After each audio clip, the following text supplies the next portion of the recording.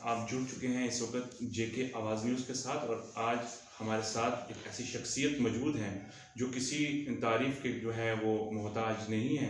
हमारे साथ हैं इस वक्त एडवोकेट नसीम लियाकत जो कि हालिया दिनों ज़िला तरक्याती कौंसिल के चेयरमैन मुंतखब हुए।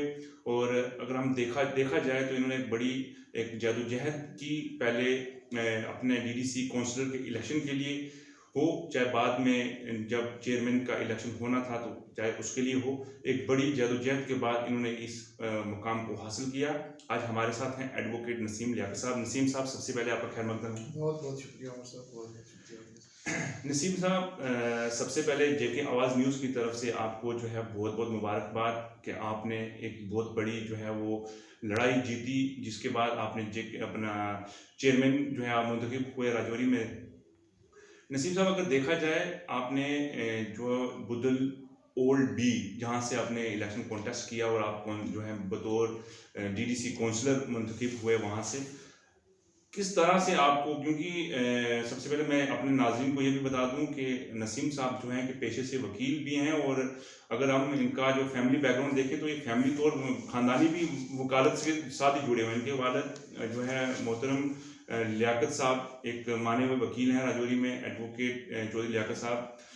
सियासत में भी उनका जो है एक अच्छा खासा एक जो है वो बलबला है उनका बना हुआ यहाँ पे। उन्होंने कई बार इलेक्शन कॉन्टेस्ट भी किया।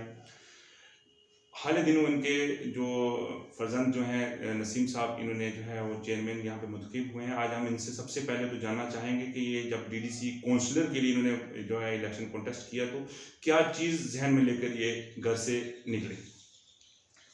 डीडीसी के इंतखाबात जब यूटी में अनाउंस हुए तो चूँकि करीब 1.5 साल से यहाँ अवामी नुमाइंदगी नहीं थी, आपको पता है 5 अगस्त के बाद यहाँ अवामी नुमाइंदगी ख़त्म हो गई थी, तो हमारे लोग जो पीढ़ी नाला से हों या कहीं से भी हों, लोगों के मसाइल गवर्नमेंट तक नहीं पहुँच रहे थे। आप जानते हैं एडमिनिस्ट्रेशन इस गवर्नमेंट को चला रही थी।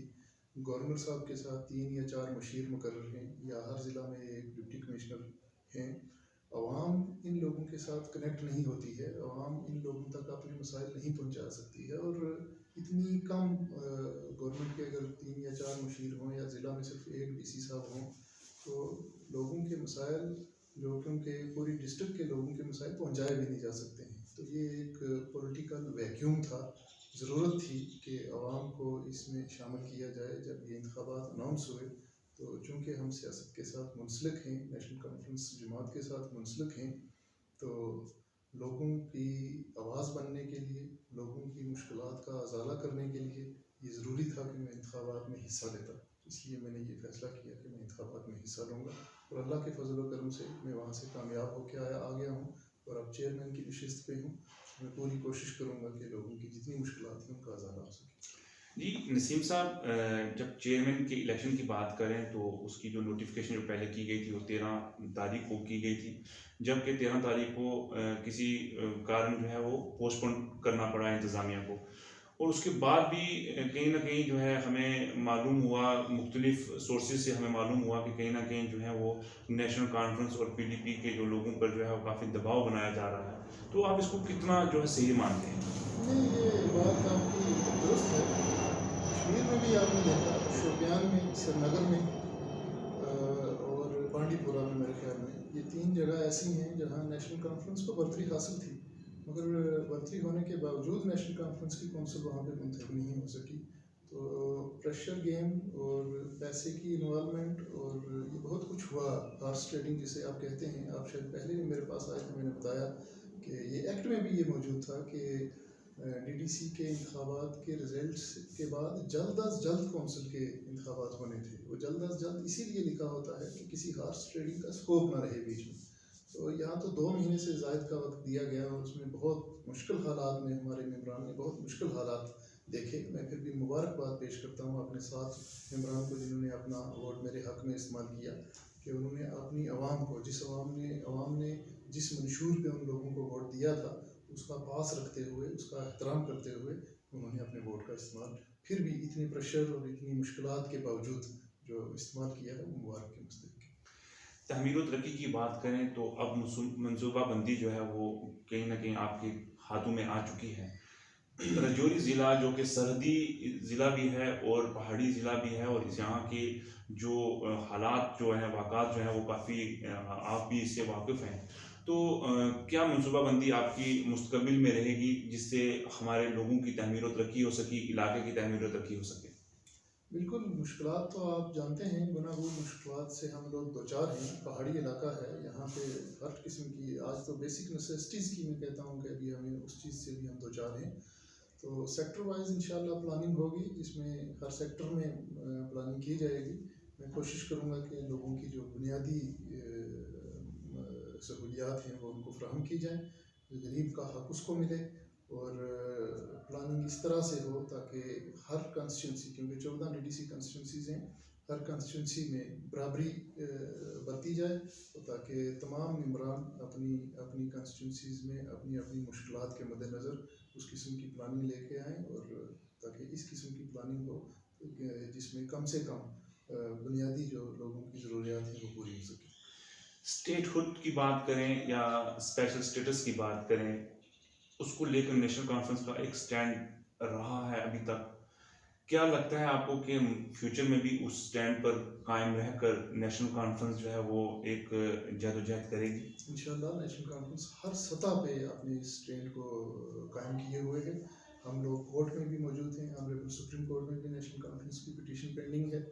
सियासी सतह पर भी नेशनल कॉन्फ्रेंस ने एक ग्रैंड अलायंस, जिसको PAGD के नाम से आप जानते हैं, वो कायम किया हुआ है, जिसमें कश्मीर की जो मारूफ सियासी जमात हैं वो शामिल हैं। तो नेशनल कॉन्फ्रेंस अपने इस मौक़िफ़ से पीछे हटने वाली नहीं है, और नेशनल कॉन्फ्रेंस कभी भी, कल भी आप देखें उमर साहब ने अपने बयान में कहा, मेरे ख्याल 2 दिन पहले, कि वो अपनी पूरी ज़िंदगी इस चीज़ को कभी नहीं तस्लीम करेंगे कि जो रियासत का खसूसी जो शनाख्त छीनी गई है, इसको कभी तस्लीम नहीं किया जाएगा। जैसे असेंबली हलकों की जो है हदबंदी का सिलसिला जो शुरू हो चुका है, कहीं ना कहीं उस पर वर्क हो रहा है इस वक्त। क्या समझते हैं आप कि जो ये हदबंदी की जाएगी, इसमें किस हद तक आवाम को जो है वो नुकसान पहुंचेगा और कितना ही इसको फ़ायदा पहुंचेगा? देखिए, हदबंदी के हम खिलाफ नहीं हैं, हदबंदी होनी चाहिए, मगर आज आप जानते हैं कि हदबंदी की जो कमीशन है, जैसे डिलिमिटेशन कमीशन बनते हैं, डिलिमिटेशन कमीशन की मियाद 1 साल की होती है। 1 साल गुजर गया और डिलिमिटेशन कमीशन ने कोई एक मीटिंग तक या एक किसी पब्लिक वफद से नहीं मुलाकात की, क्योंकि डिलिमिटेशन कमीशन के ऊपर ये ज़रूरी है कि वो लोगों में आए और लोगों से इनपुट्स दे, उसके बाद जाके डिलिमिटेशन और हदबंदी की जानी चाहिए।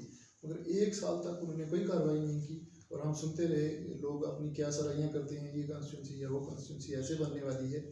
आज 1 साल के बाद 6 महीने की मियाद उनको तोसी की गई है, एक्सटेंड किया गया उनका टाइम 6 महीने के लिए और एक्सटेंड किया गया। हम उम्मीद रखते हैं कि ये फ्री हो, फेयर हो, ट्रांसपेरेंट तरीके से हो, इसमें लोगों से इनपुट्स लिए जाएं, इलाका को, टोपोग्राफी को, लोगों को देखा जाए, और उसके बाद हदबंदी जायज़ जिस तरह से बनती है वैसे करनी चाहिए। जैसे अवामी हक़ों की अगर हम बात करें तो उसमें एक बात बड़े ज़ोरों से चल रही है कि नौशहरा सुंदरबनी चाहे असेंबली कॉन्स्टिट्यूंसी हो, चाहे दरहाल बुजुर्ग असेंबली कॉन्स्टिट्यूंसी हो, तो इनको जो है तोड़ा जा सकता है। तो अगर ऐसा कुछ होता है अवाम के बिना मुशावरत के, अगर ऐसा कुछ होता है तो उस पर आपका क्या रिएक्शन रहेगा? नहीं, अवाम की मुशावरत के बिना अगर ये करते हैं तो अवाम में से इसका रद्द-ए-अमल ज़रूर आएगा, अवाम इसके ऊपर एजिटेट ज़रूर करेगी। ये कॉन्स्टिट्यूंसी जो है, ये डिलिमिटेशन में आपको फिर यही कहता हूँ कि ये इसके कुछ रूल्स होते हैं, ये कॉन्स्टिट्यूशन में इसका शीट मौजूद है, तो ये रूल्स के मुताबिक होनी चाहिए, अवाम को देख के होनी चाहिए और इलाके की टोपोग्राफी को देख के होनी चाहिए। उसके उसके उसके उसके बगैर अगर गलत तरीके से की गई तो इस पर रद्द-ए-अमल ज़रूर आएगा अवाम को। तालीमी मेयार की अगर हम बात करें, इस वक्त बड़ी खस्ता हालत होती जा रही है पूरे जम्मू कश्मीर में, और ख़ास तौर पर हम अपनी इस सरहदी ज़िला राजौरी की बात करें, क्योंकि आप यहाँ से चेयरमैन जो है मुंतखब हुए हैं, तो कहीं ना कहीं आपकी भी एक ड्यूटी बनती है। जैसे कोविड के दिनों लॉकडाउन हुआ, और लॉकडाउन के बाद अभी हाल ही दिनों में जो स्कूल्स वगैरह, एजुकेशन सेक्टर जो है वो गवर्नमेंट की तरफ से ओपन किया गया है, और आज भी कहीं ना कहीं जो है वो प्राइवेट स्कूल की अगर हम बात करें तो वहाँ फ़ीस को लेकर जो है काफ़ी एक दहशत का माहौल बना हुआ है, बच्चों को हरास किया जा रहा है, बच्चों के वालिदैन को हरास किया जा रहा है। तो इस हवाले से आप क्या समझते हैं कि बेहतरी किस में है? तालीम के लिहाज से जो स्कूल्स की तरफ से अगर पेरेंट्स को हरास किया जा रहा है, तो मैं सिर्फ इतना बता दूं कि एक SRO मौजूद है एजुकेशन डिपार्टमेंट का, जहां पेरेंट्स की एक एसोसिएशन स्कूलों के साथ बैठकर ये फीस को रेगुलेट कर सकती है। और जिसमें ज़्यादा जो प्रॉब्लम आती है वो ये है कि स्कूल्स हर साल एडमिशन के नाम पर फीस चार्ज करते हैं, जो कि वो नहीं कर सकते हैं। तो पेरेंट्स को अवेयर होना चाहिए, विजिल होना चाहिए, और इन चीज़ों को हमारे सामने या DC साहब के सामने लाना चाहिए, ताकि हम इन चीज़ों को चेक कर सकें, कंट्रोल कर सकें। बतौर चेयरमैन आप इस चीज़ को दुरुस्त करने के लिए आइंदा दिनों में क्या इकदाम उठाने वाले हैं, क्योंकि अब नई क्लासेस की एडमिशन्स भी शुरू होने वाली है। Fixation of fees in private schools, मुझे लगता है कि ये हमारी काउंसिल के दायरा इख्तियार में नहीं होगा, मगर फिर भी मेरे पास अगर ये लाएंगे, इस चीज़ की प्रॉब्लम आएगी, तो मैं इंशाल्लाह कंसर्न क्वार्टर्स तक इसको ज़रूर पहुंचाऊंगा और इस मुश्किल का भी इजाला करने की कोशिश करूँगा। असेंबली इलेक्शन की बात करें तो किसी भी वक्त उसकी जो है अनाउंसमेंट हो सकती है। क्या आप असेंबली इलेक्शन के लिए आइंदा दिनों में आप खुद जो है वो उसमें पार्टिसिपेट करेंगे, या आपकी तरफ से कोई नया नुमाइंदा जो है दरहाल गोदर कॉन्स्टिट्यूंसी से इस बार इलेक्शन में सामने आएगा? ये कल भी मेरे से किसी सहाफ़ी साथी ने ये सवाल पूछा था, तो मेरा यही जवाब था कि ये मेरा कोई निजी फैसला नहीं हो सकता है, किसी का ज़ाती फैसला ये नहीं हो सकता है कि मैं इलेक्शन लड़ूंगा और कहाँ से लड़ूंगा और मैंने लड़ना है। वो नहीं होता है। इलेक्शन अवाम के साथ लड़ा जाता है, अवाम की मदद के साथ लड़ा जा सकता है, अवाम के हुक्म के मुताबिक लड़ा जाता है। तो बहरहाल गोदर कॉन्स्टिट्यूंसी में इस चीज़ को तो मैं आपको यकीनी बताता हूँ कि इंशाल्लाह नेशनल कॉन्फ्रेंस ज़रूर इंतखाबात में हिस्सा लेगी। तो नेशनल कॉन्फ्रेंस का चेहरा, नेशनल कॉन्फ्रेंस की आला क़यादत और बहरहाल गोदर कॉन्स्टिट्यूंसी की अवाम तय करेगी। ये थे हमारे साथ DDC के चेयरमैन एडवोकेट नसीम लियाकत साहब, जिन्होंने हमसे आज बात की और ख्याल राजौरी के हवाले से बहुत सारी बातें उन्होंने की। उनका मंसूबा क्या रहेगा, फ्यूचर में उनका काम कैसा होगा, आवाम के लिए वो क्या करेंगे, और कैसा उनका जो है आइंदा दिनों में क्या क्या प्रोग्राम रहेंगे।